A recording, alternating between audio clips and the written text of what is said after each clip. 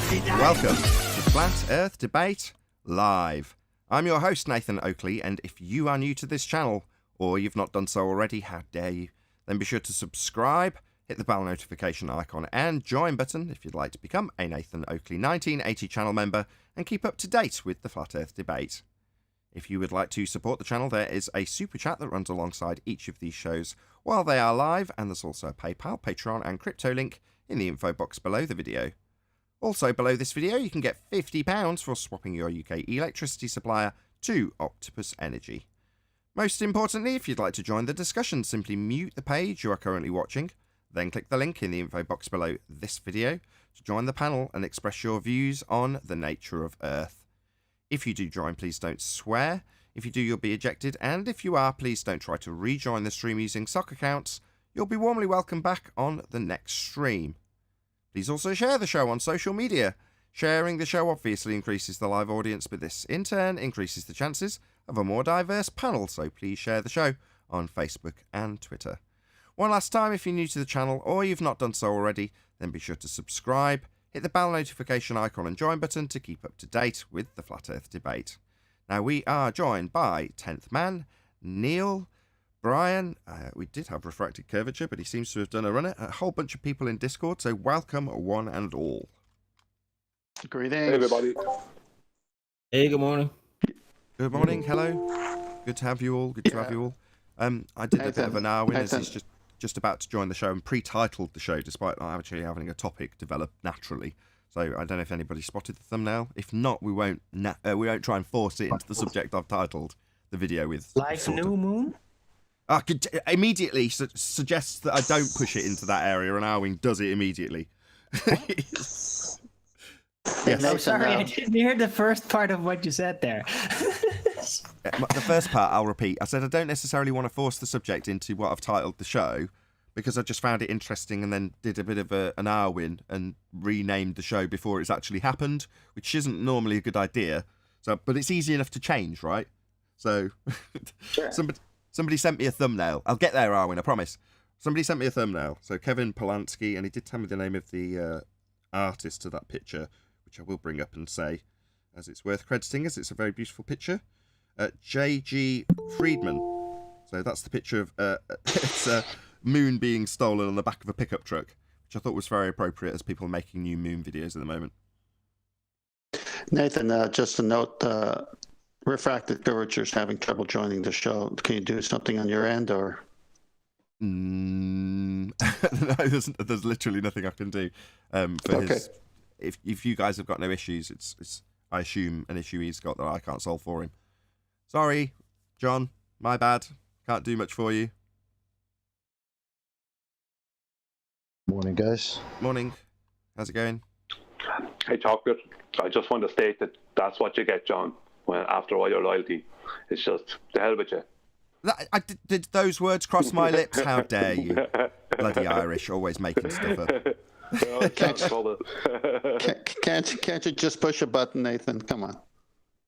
I can't. I'm pushing buttons to get people off mute. If you can try and join in Discord, John, I'll do nothing at all, and you'll hopefully be able to talk anyway. Okay. Right, so we do a bit of housekeeping. Any evidence of a physical geometric sphere edge horizon, formerly known as Earth curve? Same as last week. You're going to need R for that. Well, there may be something. Give me a minute. While you finish your sandwich, or think of the thing that could possibly represent Earth curvature, formerly horizons? Finish the sandwich. Okay, I thought that was the case. Yeah, I'll let you finish your sandwich. No worries, Brian. Okay. Well, according to the boulders, Polaris drops in the sky due to the Earth. If you move away from Polaris, that you're moving down the curve of the globe. That's all I got. So by that logic, every time I go down the street and I look down the street, all those lights are setting, right, in the same way.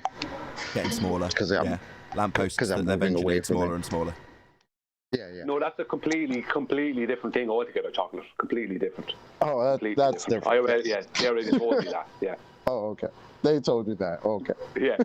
Dude, if you change 180 degrees, things change direction in the world. Isn't that amazing? It's a revelation. And also, Arwin, if you consider north as south, then things change direction in actual terms. Yes. Yeah, man, that episode was special. Well, somebody must have... I had a real blast with the replay. Somebody with a wide reach shared that show, because within the first hour of it being broadcast, it had over 1,000 views. And I think it's currently sat at about 4,000 views. And it's been out less than 24 hours. So somebody of significance has shared that show. There's no two ways about it. It was a very good example of who and what we deal with. The best part is that we tell these guys every day, like, you guys have to beg the question in order to make your arguments in the first place. No. For years told, we're not begging the question. And this guy comes on and is like, yeah, you gotta let me beg the question a little bit. Professor Phil, of course we pre-assume it's a globe. Oh, of course, yeah. No, his actual quote was something like, Nathan Oakley says we have to presuppose the Earth's a sphere. Pause. Well, yes! I like Phil. Any evidence the R value, Earth radius? They don't have another choice, right? They're correct. They have to. Well, you gotta let me beg the question a little bit. Well, speaking of begging the question, my... I think I slipped through the rumblings. Any evidence the R value, the actual presupposition that Earth is a sphere, starts and ends with an R-based assumption. That's R, Earth radius. Any evidence thereof? Yeah, lunar eclipses. Well, the moon doesn't actually get eclipsed. It just kind of goes a slightly different color and gets a bit darker. So nothing actually eclipses it, but that's the evidence. But wouldn't you need to know the actual size of the moon in order to establish how big then the actual size of the Earth would be as its shadow? No, because we have circular reasoning. So all I need to do is have a radius size or a moon size that suits the radius size that I am pre-assuming. So everything's kosher. Plus, red shadows are a thing too. Don't know where, but those are a thing apparently. Well, that's what they call Rayleigh scattering, supposedly, right? That it's red because of Rayleigh scattering. Now, there's no sunlight on it during a lunar eclipse because the globe Earth has blocked all sunlight to it. But funnily enough, at new moon, there's no Rayleigh scattering. You'd think you see a red moon in the sky, wouldn't you? In the blue sky, it'll be in red on blue. You really see it, like red really stands out on blue, but you just don't see that. You would think so, being that the sun would be in pretty much in the same position that it would be every other night, right? On the other side of the globe. But apparently this big rock just disappears for like 2-3 days. Nobody has a problem with that. That's okay. Yeah, well, I mean, you would think that from the lit side of the globe, that with all the lit side, with all that outshine and all the Rayleigh scattering, that you would definitely see at some point a moon rock in the sky. You know, even though the sun is behind the moon, you would definitely see it. Because considering during lunar eclipse, you do supposedly see it due to Rayleigh scattering, even though there's no light on it from the sun. Only the dark side of the globe is on it. So yeah, that's my evidence of R. What? That's your evidence of R? I didn't expect that to be the conclusionary statement. What the hell? Well, that's what I come up with. Hey, are you trying to out all? That was great. It's just that was a total non sequitur. What? I don't get it. Does that give you R? You're going to expand on it. That was the best example of what they do. Like, I'm going to talk about all this bullshit over here that has nothing to do with anything, but that's my evidence of R. Thanks. Yeah. Like moving your geographic location and then filming the stars, then moving your geographic location again and turning your camera phone to face the opposite direction and saying, look, they've changed. Therefore, Earth's a sphere beneath my feet. Definitely. Can I ask a sincere question since you're talking about moons a second ago? And the whole blue moon conversations recently is how are they predicting blue moons if they have to base it on the atmosphere and the conditions of the atmosphere for a blue moon? Hold on. How are they predicting that? Stop. Hold on. Blue moon is a term that's taken from the Gregorian calendar based on there being 2 moons full in one calendar month. So a blue moon isn't what we're talking about. We're talking about a new moon. Correct. You were, though. This is totally separate. I'm sorry. So if you're asking about blue moons, well, that's a byproduct of changing the cycles from having 13 to 12. And then eventually in that cycle, you'll end up with 2 full moons in a single calendar month. But it's really arbitrary and meaningless. The cycles of the moon are continuing to do exactly what they do anyway, regardless of the structure of numbers that are put around them by us. So blue moons are kind of meaningless, in my opinion. But some people... Yeah, but aren't they only blue to our eyes because of the atmosphere and they're claiming refraction? That's why we're seeing it blue. And they'd have to know the atmosphere conditions for it to even be that color? Colour-related questions, if it's specifically about the colour blue, as opposed to the description of what they call a quote-unquote blue moon, then you're asking the wrong person. Right, like why it is blue to us. I'm and colourblind, it would be claimed it would be the atmosphere, correct? Someone else can answer. Don't know. Not very good with colours. I wouldn't go on anything they say, Stacey. It's all a load of rubbish. Anything they tell you is all based on some pre-assumption and belief, isn't it? Always. Oh, absolutely. So they're telling you. I mean, the truth, why the moon does what it does and has different whatever colours sometimes. I mean, they can make an explanation for that particular time, but then when nearly exactly the same situation happens at a different time, they don't get the same result. Because they have to come up with a different story for that other time. Because they have to have many different stories that contradict each other. So I'm not getting smarter with you about it. I'm just saying, yourself. Any explanation they give you, you may as well forget about it and go actually look yourself, isn't it? First of all, can I say, what's up, Stace? How you doing? Hey, sweetheart, it's good to hear you. What's going on? Good to hear you too. Not a dating site. Hello. Not. What are you talking about, man? Hey, it's called FED, up, right? Flat Earth dating. No, it is not. Move on. Oh my God. I'm just implying. I'm being uncouth. I'm saying hello to a friend. Relax. I'm just being uncouth. I'm trying to fish for a reaction, Stacey. I realise you're not flirting with each other. That was just a joke. No. I'm definitely not. I'm dating his boy. Actually, I'm ready to marry his boy. So that's definitely not happening. Yep. Right. Yep. Oakley dokley. But I do want to say I've seen plenty of pictures of like where the moon seems to just take like the same kind of tint or color that the sky is behind it. Like right, and that's what I was looking at. The blue moon is the reactionary reason is blue. The color blue to us is because of the atmosphere. And I'm thinking, well, how the hell are they predicting if we're going to see a blue moon? It's going to be blue to us in our eyes because it is based on the atmosphere. So it was just kind of in my head wondering that. Quick shout out to Jules Luds. He says, had enough of lies and nonsensical. Smash the super chat. No, nonsense. It's an exclamation mark at the end. Let's try that again. Had enough of lies and nonsense! Exclamation mark. Smash the super chat and like to help support and promote truth. Well, thank you very much indeed.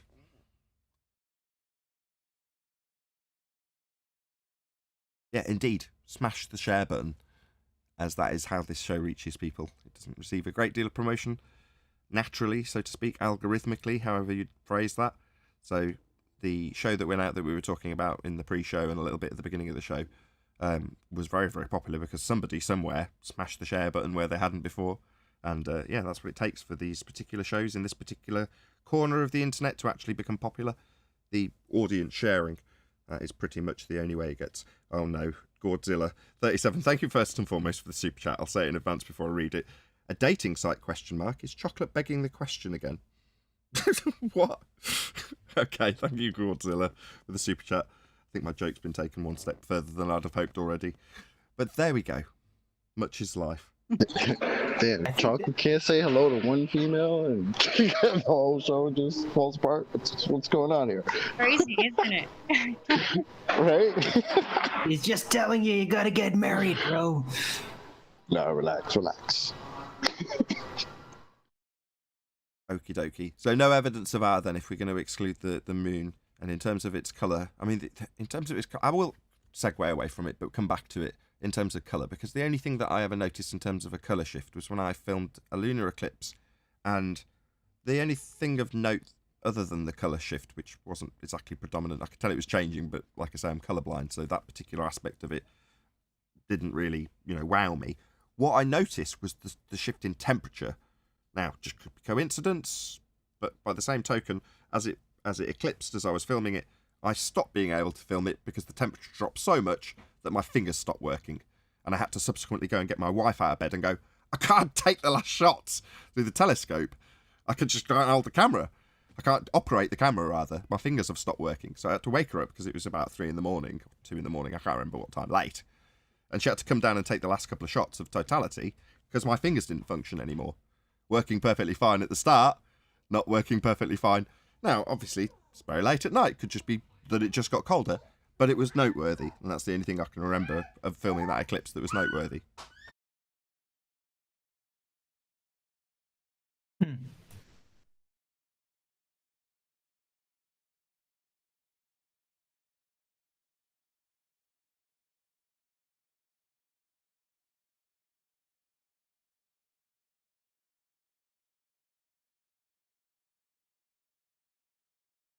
I was hoping we could get to the axial rotation question so I could laugh at somebody.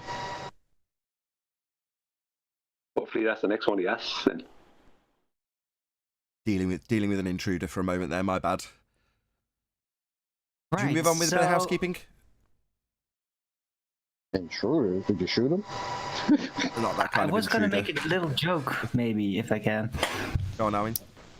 So, yeah, if the Earth is rotating underneath us, right, supposedly, as a globe, because the stars are rotating around us, well, does that mean that the Earth would be spinning in two different directions simultaneously if you just turn around and then suddenly the stars are spinning in the other direction?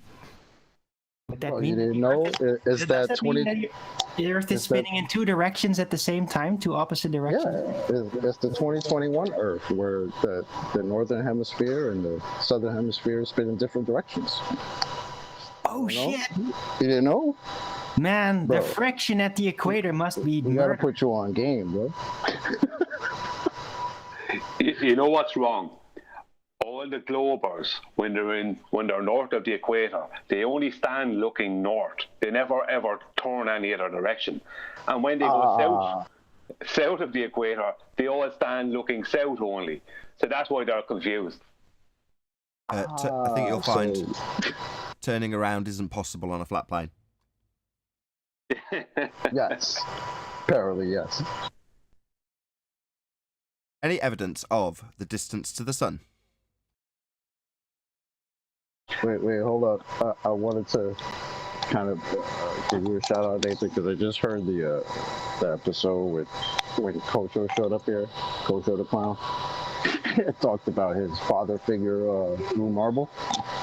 And I seen you very intently try to set up the debate between them two. So that episode had me dying.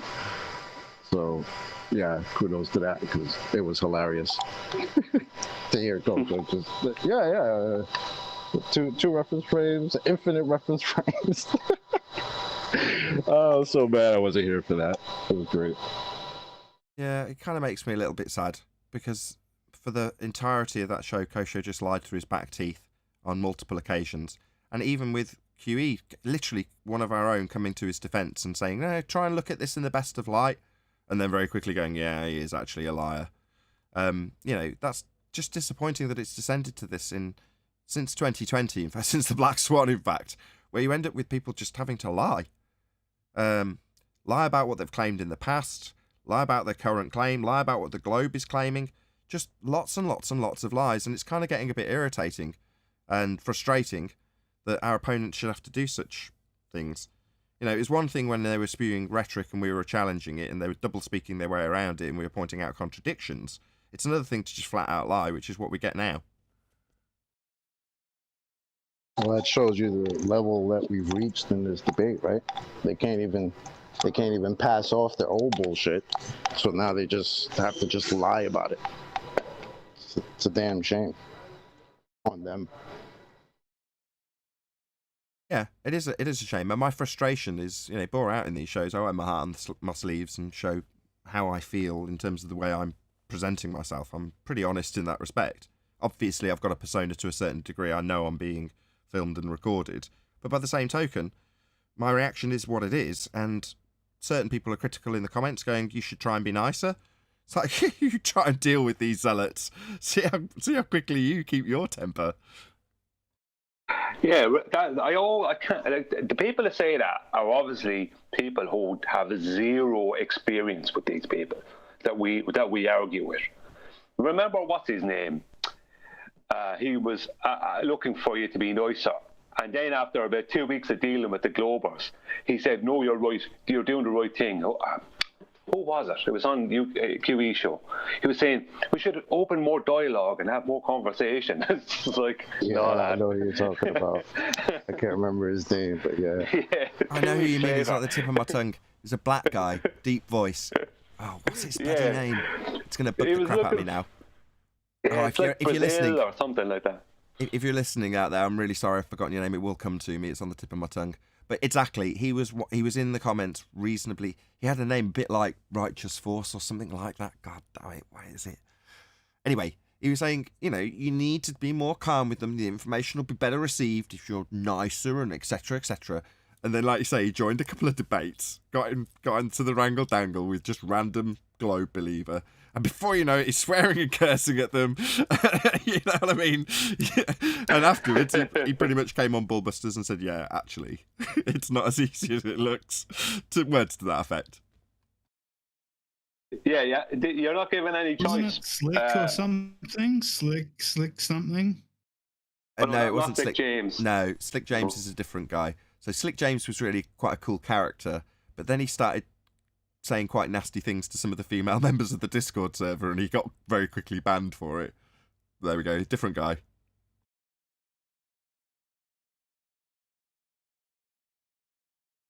Anyway, should we move on? A bit more housekeeping? As there's a stony pause that isn't caused by a kid bursting in. Was it distance to the sun? I was going to say distance to the sun, yeah. Any evidence thereof? What? Yeah, you can take an angle. It's 4,000 miles away. Oh, yeah. So you're taking your parallel lines in triangulation terms, and while I have already agreed, and we had lots of whooping from Eli, he's like, oh, you're all flat sky as well. Well, yes and no. In terms of the way that the triangulation works, and I've never denied that you can't triangulate this stuff. Yes, people can take measurements of these stars, or what are called stars in the case of the sun. But does that mean that you know the actual location of this object? Regardless of how you triangulate with it and the perspective aspect. Good video, by the way. I watched your video this morning, Brian. Excellent. Just what I needed when I've been woken up about 5 a.m. So I don't know why you were up that early, but you were publishing videos, which I was very grateful for. So I'll ask you the question outright. So, okay, we're performing triangulation on, I don't want to lead you, on a star, or 3 stars to gain your fix. And you're saying, well, it's 4,000. So why is that not just acceptable to say, okay, well, we know the height because we use them for triangulation? Oh, well, the problem is that it's 4,000 miles at a certain angle, but when that angle changes, it's not 4,000 miles anymore. It's some other miles. Because all you're doing is calculating the angular free space that you can see between the surface of Earth and whatever celestial body that you're looking at. You know, it's like you're trying to use angular, no, not me, but others are trying to use angular measurements to determine the height of a celestial body. All it is a light source up in the sky. And all you have is a free space between the surface, the Earth, and it. So all you can do is take so if I take an angle to something and it's 60 degrees, and that makes the thing whatever 3,000 miles high. What about when that angle to the same thing, when that thing moves a distance from me, or you move a distance from it, and the angle to it is 20 degrees? Is it still 3,000 miles high by my angle by my angle measurements? No. So they can't. It's not possible to gain an angular height to something, a celestial body, just by using angles. Angles are for angular size measurements that you can do with a mountain or something like that. You can't do that, with the sun or a star. Perfect. So this is the first time it's happened in this order. This typically happens in the other order, and you'll know what I mean by order when I say the next statement. So what Brian has just described is how the triangulation for an intangible object isn't reasonable if you haven't got its actual size. Having one measurement only to it won't give you the distance. Now you can assume it, but that changes as you move. Now it still all works with, we'll get to this later in the show, I'm sure, but parallel lines for zeniths or GP positions of these stars. But ultimately speaking, that is the starting basis for what typically gets argued about, or did back in 2015, the globe measurement to the stars, which requires that they do the exact same calculation we're now poo-pooing as flat earthers, and then they insert r to push the distance out further. So the triangulation of these celestial objects can be then utilised in the exact same way that it could be utilised by flat earthers, but with one extra presuppositional step inserted, and that would be the radius of Earth. So it's come in the correct order. No, you can't triangulate it, even though you accept the nature of reality. That would be a flat plane beneath your feet. Even if you presuppose that you've got a flat plane for a sky, you've got no way of verifying the actual size or actual distance to qualify your triangulation that changes as you move your position. So to therefore take that starting point on a flat plane, triangulate it with triangles that have got flat bottoms, 90 degrees, etc., and then further to that, bend the angle with an R value assumption is so far beyond reasonable, it's untrue. It's unreasonable to do it on a flat plane. It's unreasonable to do it on a presupposed spherical surface after measuring it on a flat plane. Hope that's concise. Well, if you look at what they term Polaris to be now in their model, which is, the last time I checked, I think it was 443 light years. Now, I know that's bringing in the 2 weeks speed of light, and that doesn't exist.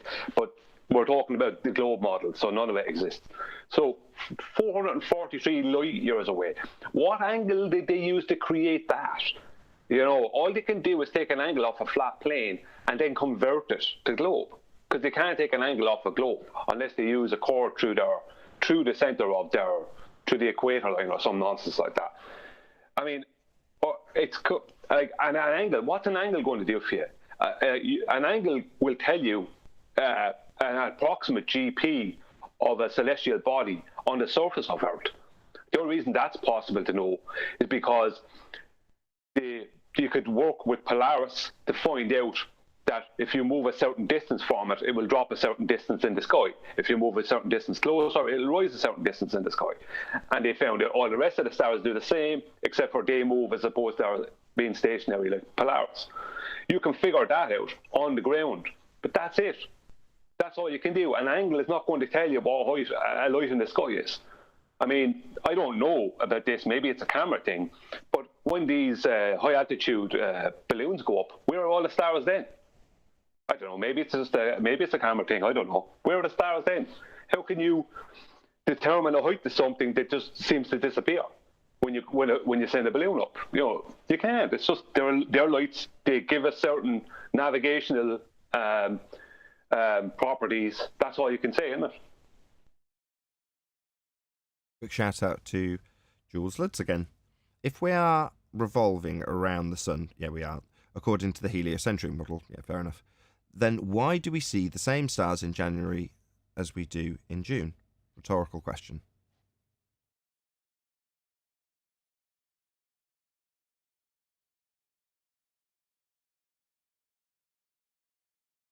Well, as Tent Man said, when he talked to the Celestial Navigator, they know what the stars are going to be for hundreds of years in the future. You know, the globe side can only claim that the stars change, or Polaris used to be a different star and it's going to be this other star, and that all happened that will all be happening in 25,000 years. So you can make the exact same claim. Sorry, John. We're supposed to be on this roller coaster that's flying through this vacuum. Shouldn't we be seeing a different sky at some point? you would think. Yeah. Maybe a new star or two in the thousands of years that we've been observing these things. No, typically the heliocentric model is actually pretty good with it's back engineered into what has been observed, so it's typically not awful as a model. Don't jump down my throat, I should say, in that regard. But you know, there's a lot to be commended about the heliocentric model. It's not sold. It's missold. It's sold as your world that you actually live on. Well, we don't live on models. But if it was sold as a philosophy where it's explained that you have to assume that, you know, you're at the top position of this sphere that is being used to design the heavens above you, then you would recognise that it's a way of understanding the movements of the lights in the sky. Now, the fact that the model always puts you on a ball that's rotating beneath your feet that you're always at the top of, if you understand the always of the top of bit, you then don't have to consider that, well, actually, we mean you're literally and everyone else on a ball, therefore there's people hanging off the bottom of it, antipode from your position. Then you start scratching your head and having to make up and reify stories of gravity, etc., to make this model reification work. But it's like, well, that doesn't change what the philosophical value of it in terms of its modelling capabilities when it's a back engineering of the movements of the stars in the first instance. So you can't really knock it for that, you know.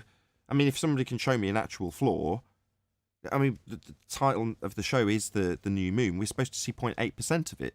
Okay, show it me then. Oh, well, we can't. We don't see it. But we see 0.8% of it as predicted in the model. Well, show it me. Well, we don't see it.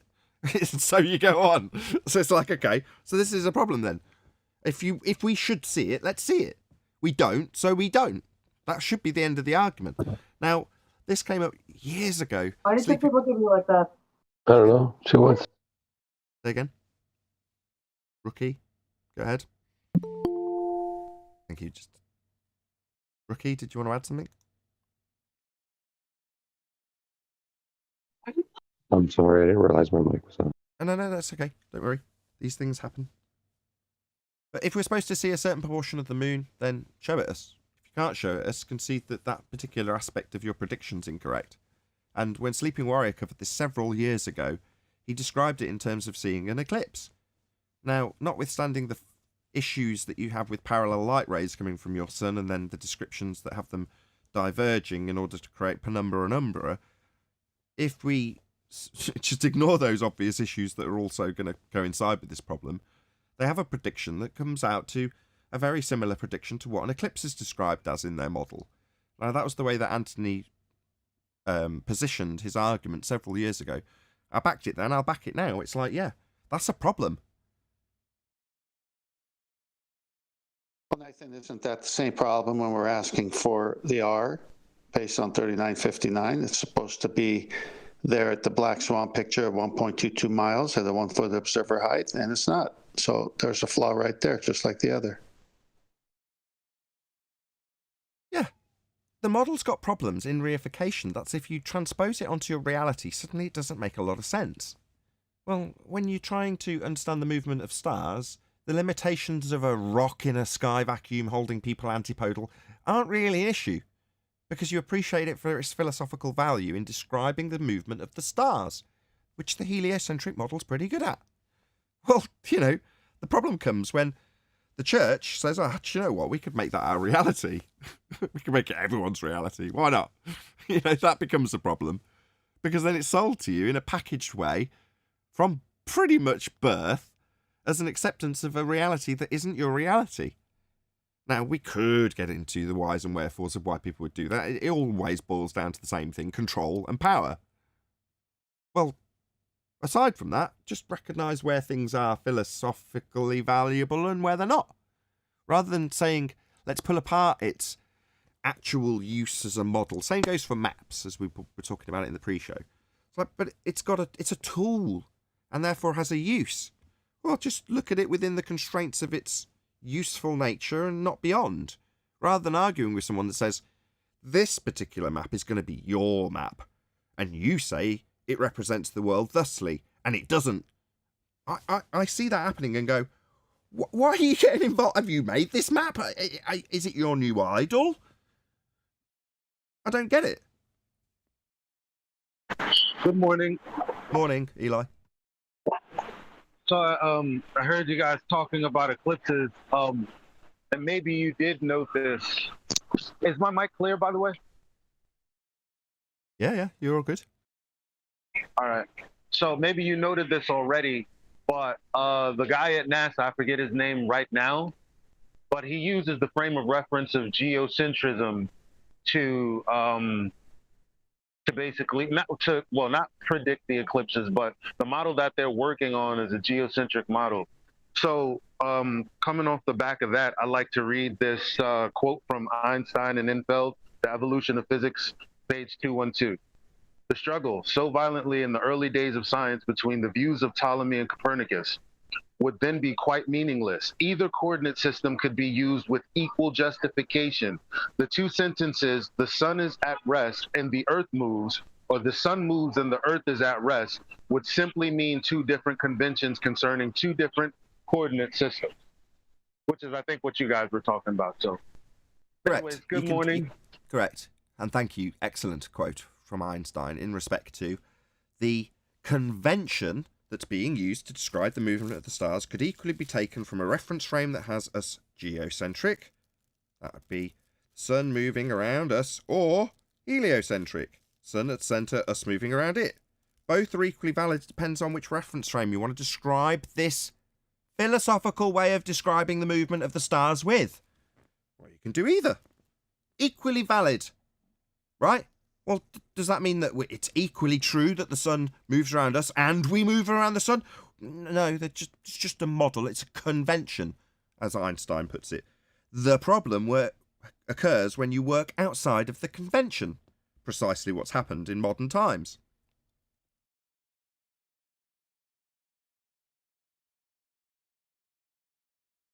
Same applies for evolution. Take a classification system and then say that I have separated this species into this category and that species into that category. And then you make up a little story about how one arbitrarily assigned categorized group has actually come from the other arbitrarily assigned categorized group. And you go, whoa, this sounds very much like you're working outside of this convention that you've used to describe things and name them and group them. Now it's the basis of a way of life coming into existence. No, you're just working outside of the convention, which was quite useful to be able to tell, I don't know, kids, well, that's a mammal, that's a fish.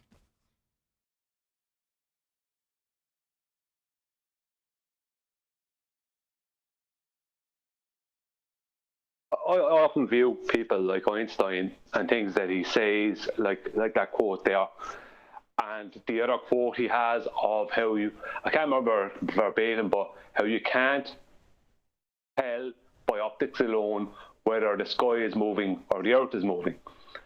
I view those kind of statements from him and others like him as being apologetic for their model, because they're trying to say that they're pointing towards your experience will be that the sky will rotate, but we're telling you that it's the ground that's rotating. So we're kind of saying that it's hard to optically prove either way, right? Which is giving them a 50-50. When the truth is Einstein and the rest of you, that the earth is not moving and the sky is moving.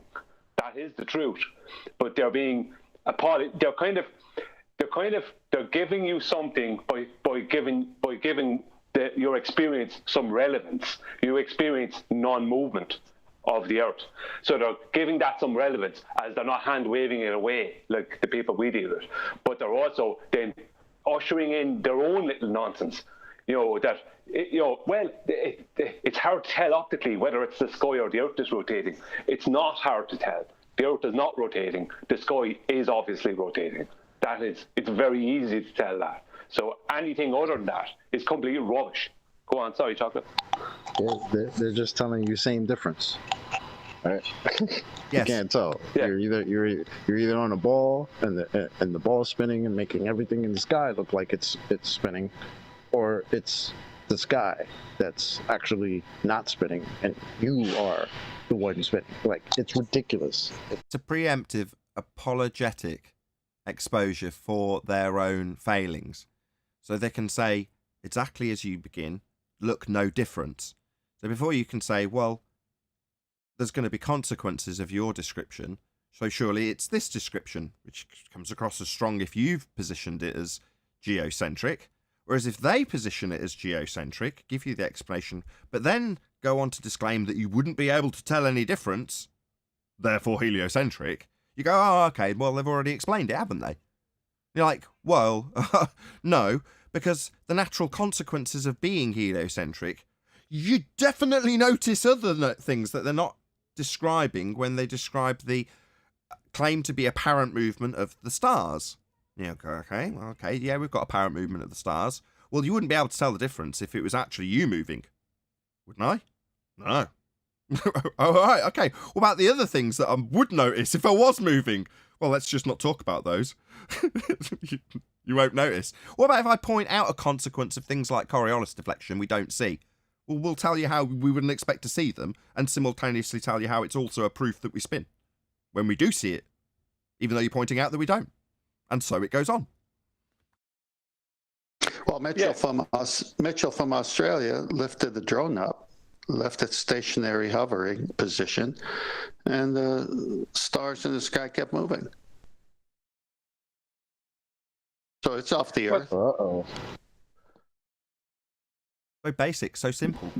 There's claimed to be a 15 degrees an hour drift as Earth turns underneath stuff not attached. It's called Coriolis deflection. From your position, turning beneath things not attached, you will see them seem to drift because you turn beneath them. Coriolis deflection. Not actually drifting, just hovering above a rotating platform that's moving beneath it.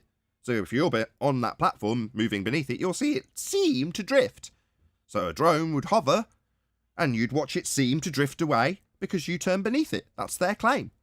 And that claim results in football games being won because Earth turns beneath the football to cause deflection. And you get a quarter of an inch or whatever is claimed of a ball deflecting to mean it hits the goalpost rather than not hitting the goalpost as Earth turns beneath the football. But you'd notice because your drone would go up, hover, you wouldn't press a thing on the sticks, and you'd turn beneath it. Well, you'd notice that. Nathan, You're absolutely wrong. Only Smoking the Grass Tyson can notice these things while watching television from his comfy couch. But the entire team that's on the field, that's actually in the guy that kicked the field goal, none of those guys ever noticed. As a matter of fact, nobody in sports has ever noticed any type of apparent drift when a ball has left the non-inertial reference frame. Only Neil deGrasse Tyson from his couch watching television. And you know how I would look to for things like that? If I was interested in such things, throwing games, I'd go to the bookmakers, the people who are literally monitoring what they eat on an individual basis for each of the athletes on the field. To that level, do you not think that if there was going to be a deflection given a certain direction of the stand, that the bookkeepers wouldn't take that into account when putting down their odds? Yeah, they absolutely would. Of course they would. Where the bookies at? Are you serious? Come on. Hey, after Brian talks, go to Master B. I got 2 slides, Nathan. Well, as you've come up, I was about to refer to you anyway, because you've given us examples with the same thing, exactly the same thing. It's just not football, it's golf. And you're like, yeah, do you not think they'd calculate that in? If the ball's got a hang time of several seconds, you're going to want to factor in any deflection that it might take and then factor that into your swing. Well, who's doing that? Well, I'll tell you who's doing it. Absolutely nobody's doing it because it's not a concern. Well, if it was a concern, as is claimed to be the case by Neil deGrasse Tyson, literally claiming a game was won or lost as a result of it, then people would factor it in all the time. There would be a never-ending, powerful westerly wind. Yeah, the surface winds debunk it alone. Just let me address Rams, then we'll come to this night sky image. I'm sorry, Brian. Yeah, the fact that we've got multiple directions of surface winds debunks the claim of Coriolis deflection in the first instance. It also immediately debunks their rebuttal, which is to say it's all travelling together, no deflection to see. But, all right, so we've got one direction of wind then. Everything's moving in one direction with the Earth that's moving beneath it. Well, then you wouldn't have any other directions of surface winds, right? That debunks it immediately. Anyway, we've got this night sky up 10th. All right. Sorry, Brian. You'll have to go after me. Okay. All right. So I got this from AJC 1844 YouTube channel. And this is the night sky. And as you can see on the top, it's a star map. And it says Southern Hemisphere Edition. So you're supposed to point it south. But look on the far left of the blue curved part, it says east. And on the far right, it says west, because the stars rise from the east and set to the west. I'll go to the next one. Now, this is a star map of the northern hemisphere pointing north. And this time it's reversed. The east is on the right side because it rises in the east and sets in the west. So this should take care of that question. Oh, it's just so bloody obvious. I mean, I don't know how many times we said to the guy on the last show that, yeah, the specific reason for this occurrence is because you've turned around. I mean, it's 2016 at best level argumentation. Seriously. But before the point is totally lost, I just want to state what I was trying to say was when people like Einstein and Neil deGrasse Tyson, who I'm sure has said similar stuff in today's world, say stuff like it's hard to tell whether it's the Earth rotating or the sky rotating. What they're doing there is they're giving themselves a 50-50 chance, and then they're claiming it's a globe. So if it's hard to tell, how can you claim either way? Oh, just like the same way he threw Aristophanes all under the bus. Oh, what he did could easily be done on a flat plane. Oh, all right, thanks. So that's not proof of curvature then? Oh, okay, thanks, smoking the grass. Appreciate that. Yeah, they give themselves a 50-50 chance and then claim you're wrong. It's like, hang on a minute. If it's a 50, for a start, there is no 50-50 chance. You don't have a 50% of this. You have 0%, but you're giving yourself 50% of a chance, and then you're claiming that you're correct. If you only have 50% and your statement is you can't tell either way, then how can you make a claim? You know what I mean? It's like really cheeky. But anyway, that's what I was trying to say. It's crazy because the truth is everywhere. I mean, even like as people have this belief that satellites are in space, whatever satellites are or aren't, even on the NASA website, they say, well, the ones that are conventionally used, the computations work out simple enough on a flat plane. From NASA's website, even when they're talking about satellites. Like, I don't understand how people can read this stuff and not just wake up. They've been convinced of opposite worlds, right? Things that make sense on a flat plane obviously continue to make sense on the exact opposite of a flat plane, which is a spinning ball, right? You just read that and it just glazes over you, like you just don't even pay it any mind. Elijah, that's literally what you have to do. Elijah, people are like sheep, and the ballers are just like that when it comes to anything heliocentric. So a good example would be I could go to a baller and say, how would you like to buy some oceanfront property in Tucson, Arizona? They say, yeah, how much is it? Because they're not thinking. You can't have oceanfront property in Arizona. Arizona doesn't meet the ocean. So when you bring an example of what the ball can't do, and the sphere is impossible, it doesn't matter to them because they're not thinking. They've accepted this paradigm they're in, and they fall for everything. Until they wake up and start critical thinking and logical skills are applied, you can't reach these people. That's just my take. I remember years ago, Unorthodox came here and we got into the whole discussion about planes and pilots training over a flat plane, and why? I remember asking them, well, why are they trained to fly over a flat plane? Like when does the training to fly over a ball kick in? Because that doesn't ever seem to happen. I don't see any pilots that's ever shown that. And he was just like, well, because it just makes sense. Oh, it makes sense to train to fly over a flat plane when that's literally the opposite of what you're about to fly over. I mean, that's like telling me I'm going to train to drive a race car in a swimming pool. It's like literally that dumb to say something like that.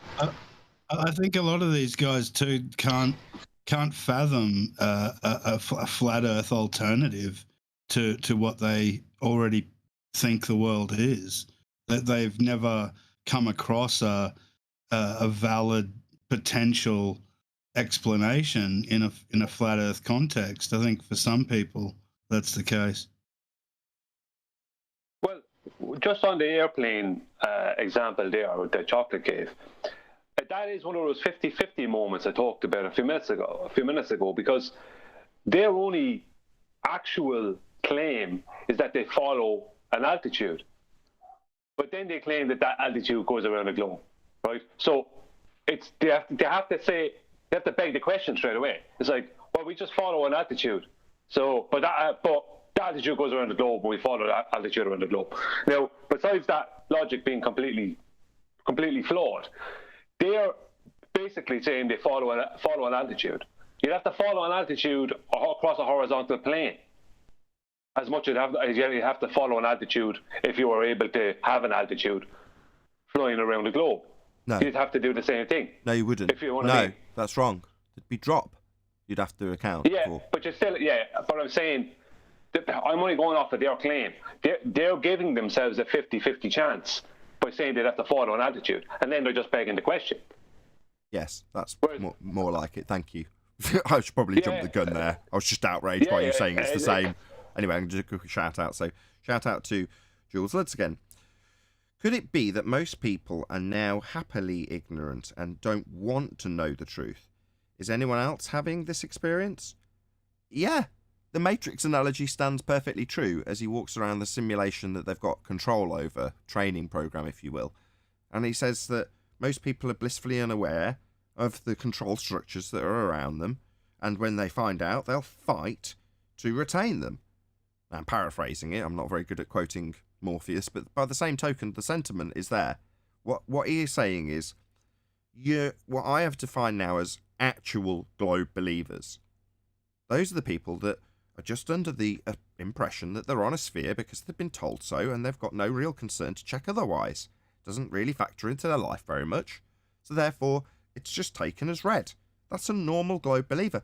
They might have a tertiary knowledge of what the globe entails. Well, that's a normie.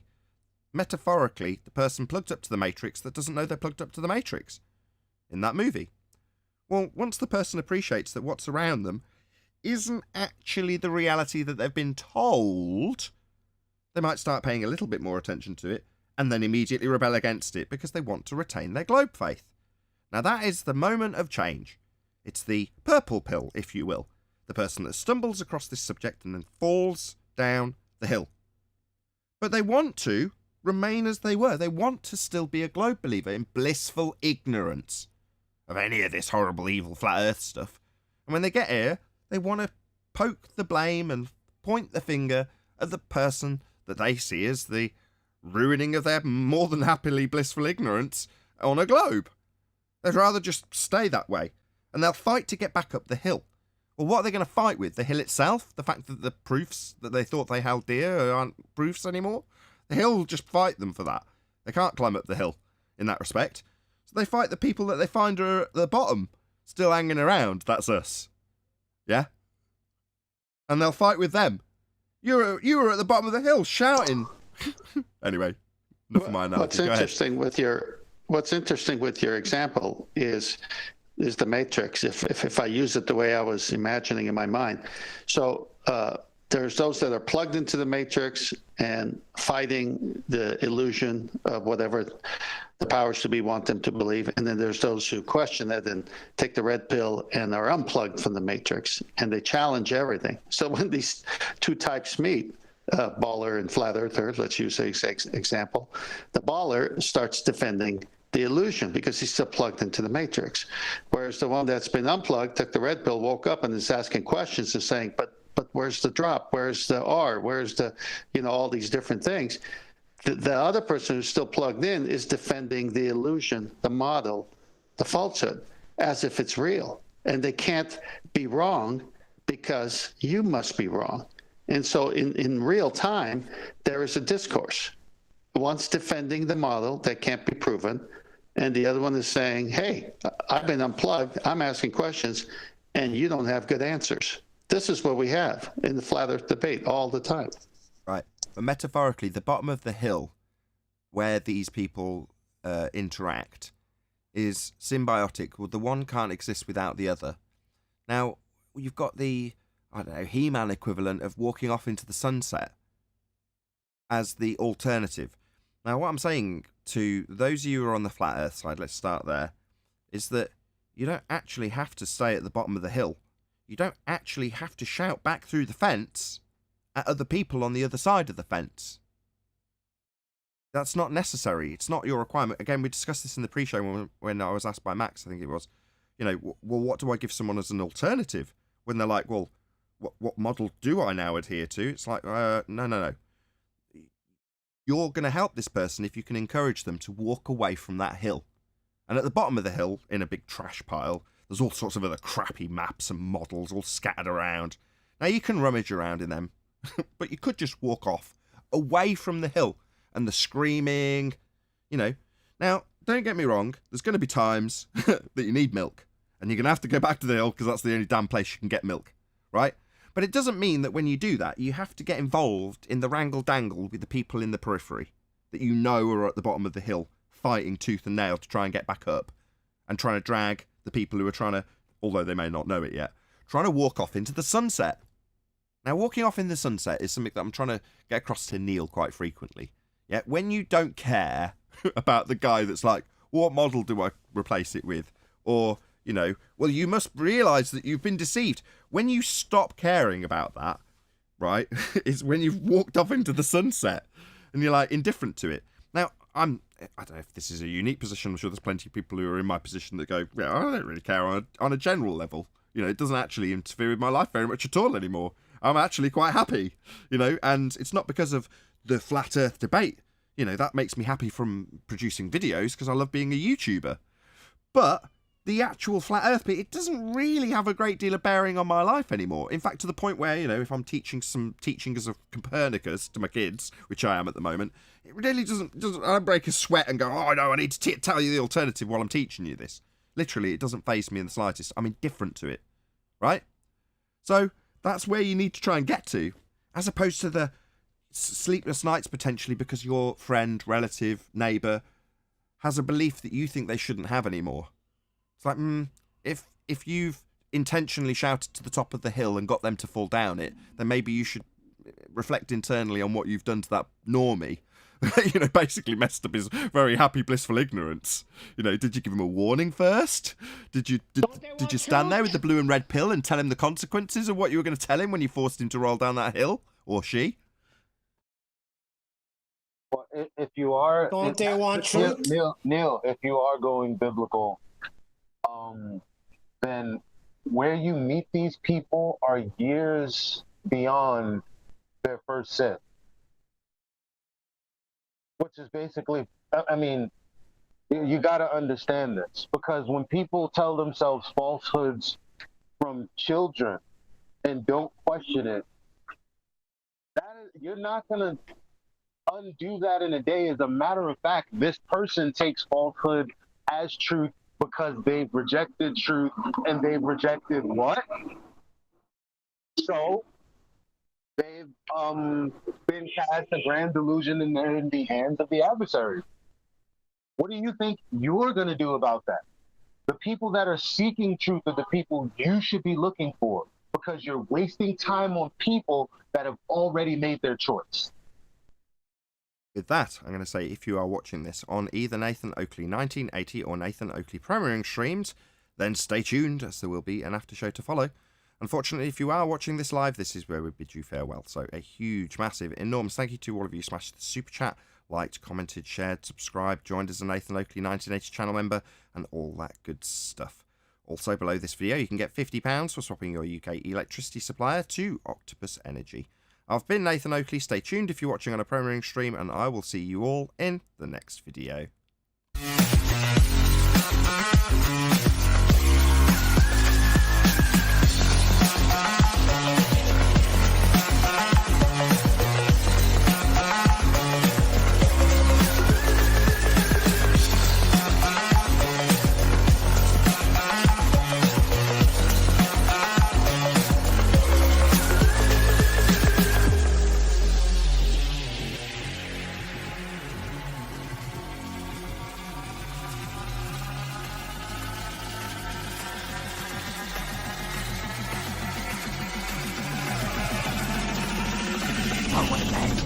What a lovely day!